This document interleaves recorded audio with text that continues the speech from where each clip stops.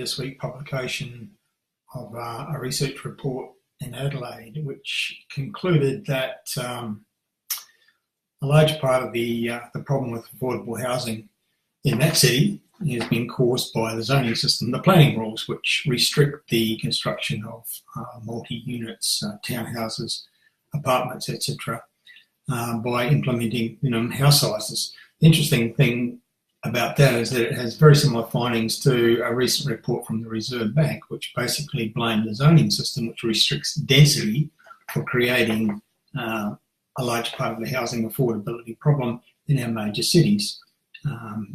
Basically what happens is that if anybody proposes to build a townhouse development or an apartment development, there will be opposition from local residents who don't want the character of their established suburb to change, and politicians will react by basically supporting those residents because they're afraid they won't vote for them.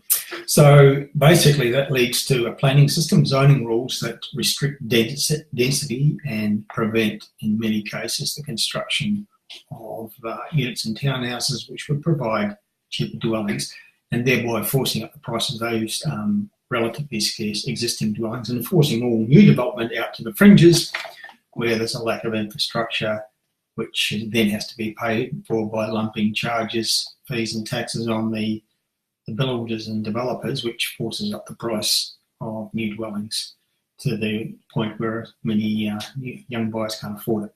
So according to the research report from Flinders University in Adelaide, 75% of homes in Adelaide are detached properties with 3 or more bedrooms, and of which the occupants in 60% of the cases are 2 or fewer people.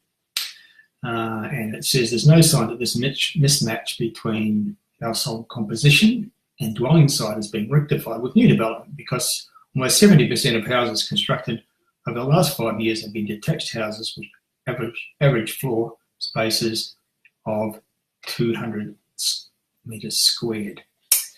And what has been suggested by this report is that we're building lots of big houses on land for households that are getting smaller and smaller.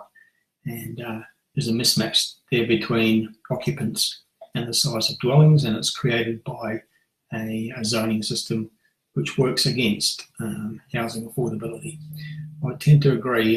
Most of media commentary in terms of the causes of affordability have blamed foreign investors, it's blamed negatively at Australian investors, and I've always maintained that these essentially are not the core problems. The problems are the high cost of creating new dwellings, and this zoning system is very much part of that problem.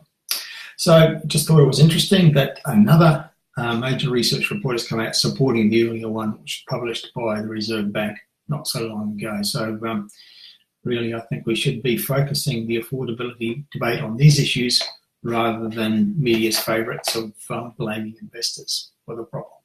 That's it for now. Terry Ryder from Hotspotting signing off. Talk to you again soon.